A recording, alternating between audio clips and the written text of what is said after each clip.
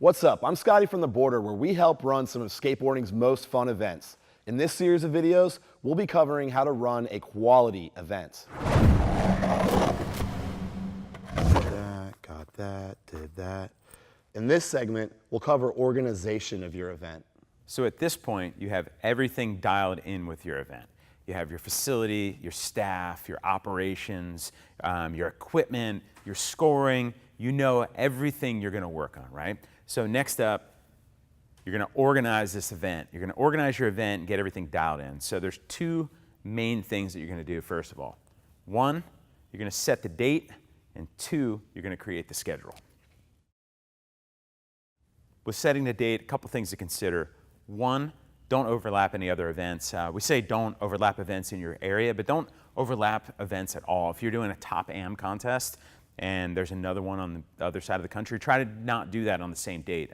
You're really doing yourself and skateboarding as a whole a disservice when you overlap events. It doesn't work to the benefit of anybody. Second, with the dates, consider where you are. If you're outside, consider the weather.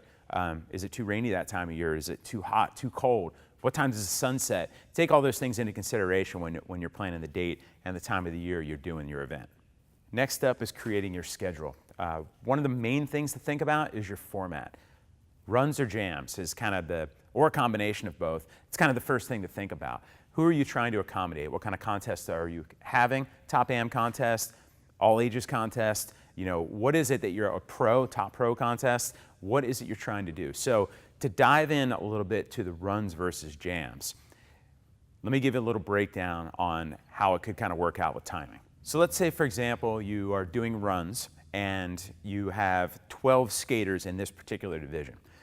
You're doing a street contest, so you're given 50-second runs, and bails or anything don't count. You just skate the entire 50 seconds. With 12 skaters, right there, you're basically talking 12 minutes alone just for the actual skating.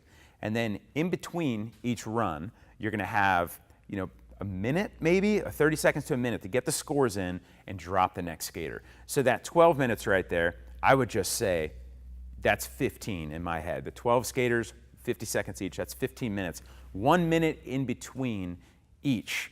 That right there is 30 minutes. So I would just double it. It's really 12, but I would go, it's really 12 minutes in between each, but I would 15, so you have 15 minutes of skating, 15 minutes in between each. That's just for one run of 12 skaters. You're doing that twice because you're giving these skaters two runs, two opportunities to skate, the best run counts type scenario. And so then I would say 12 skaters in 50-second run format. It would probably take, about an hour to run. I would say 45 minutes if you're going quick, 40 minutes if you're really fast, an hour if you're taking your time. So on my schedule, if I were planning an event with that scenario, I would leave 1 hour for 12 skaters to take two 50-second runs. With all that, if you have an instant scoring system, it's going to go much quicker than if you don't have an instant scoring system. So if you're using the Boardr Live, it's real fast, your input results. Otherwise, if people are writing them on spreadsheets and someone behind them adding into a computer, and calculating like that could take a little bit longer, but you just have to plan accordingly based on the tools you have access to. Thinking a little more about how long things will take, I would always absolutely plan for the worst. Make sure you have plenty of open hours to handle problem situations. One thing for sure is the weather. If it rains a little bit, it rains for half an hour. Okay, great. You still have to dry the course and get everything going. Plan for that. Plan for things to break. The generator could break. You have to switch things out. The microphones go bad. Something happens. Something will always happen. So make sure you have time in your day to plan for that. So no matter what, if you don't have lights at your skate park or you have to end at a certain time, you are able to get your contest done.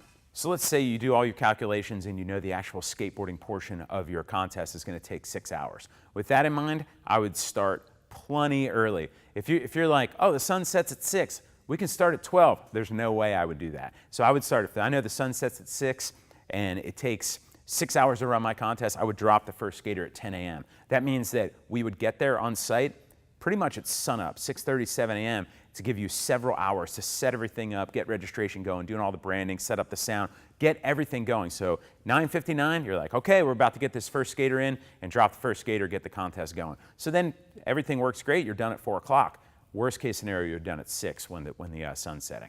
So I talked a bit about jams versus runs, gave the run scenario I talked a little bit So I talked a little bit about jams versus runs, gave a timing scenario if you choose runs, but I want to kind of dive in a little more with runs versus jams.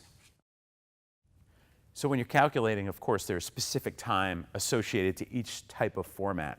We generally use runs when there's like an advanced skater heat or jam or something like that. Runs are like you're showcasing something. We often use runs in the finals as well. For jams, it goes significantly faster. You can run, you know, literally 100+ kids in a few hours when you're using a jam format. Say, for example, on a street contest, for the Boardr, we do 3 skater jams, 3 minutes each. And in between each jam, you only really have a minute, you know, in between the jam. You're starting the next one. So you can run a significant amount of skaters per hour in a jams format when you're doing 3 skater jams, 3 minutes each. With runs, it definitely takes a little bit longer just because you're showcasing that skater and you're giving them the course all on their own. But you just have to think about the format and what you're trying to do with your contest and make your decision from there. Something else to consider in your contest is, when are you giving the awards out? Are you giving awards out multiple times per day? If you're doing an all ages contest with multiple divisions like a Grind for Life, we actually do awards 3 times in the day. We do it once in the morning after a few divisions, then again when we end street, and finally when bowl ends. That way, we always say you're not holding the parents hostage at that point. If you have your schedule timed out, the parents know when they can arrive, they know when they get to leave, and they don't have to spend their whole day at the contest. And they can get there for what they need to and take off when they want to. Not the most important thing to worry about, but you do have to name your event, you know?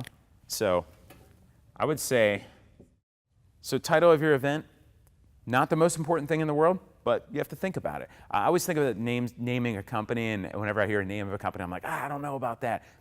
Kind of doesn't matter, but you have to come up with something catchy, come up with a hashtag for it, you know, something you can hashtag, and something you can kind of hang your hat on and be like, yeah, I'm proud of that name, I'm good with that. I'm not even going to write this down. I'm just going to kind of talk about this part of it. Is your event 1 or 2 days? If your event is more than 1 day, there better be a really, really good reason for it. It has to be the top of the top. It has to be a pro event that needs multiple days to get through the pros. It has to be something like Vans Park Series, Copenhagen, one of those sort of events, like a Tampa Pro type thing, where you need to show all these people multiple days. Otherwise, any sort of all ages contest, even a top AM contest, Boardr, that's a 1-day event, there's really no reason to go multiple days unless you're really showing something super important and you have the best of the best in the world there. For this last point, I'm going to erase everything because I want to make such a point of it. You have to be a pro, no matter what. Your organization, your event, everything about it has to exude professionalism. It's of the utmost importance. You're being a pro, but you're showing people a good time. That's what I would highly, highly emphasize when you're creating your schedule, organizing your event. You have it all planned out. And one thing to do ahead of time is you can rehearse certain aspects of your event. You can rehearse the scoring part. You can rehearse the announcing. You can get the whole crew together the day before the event, the week before the event, the morning of the event. Whatever you need to do, make sure you're a pro and you give people a great experience at your contest. So I feel like I kind of just scratched the surface on organizing your event.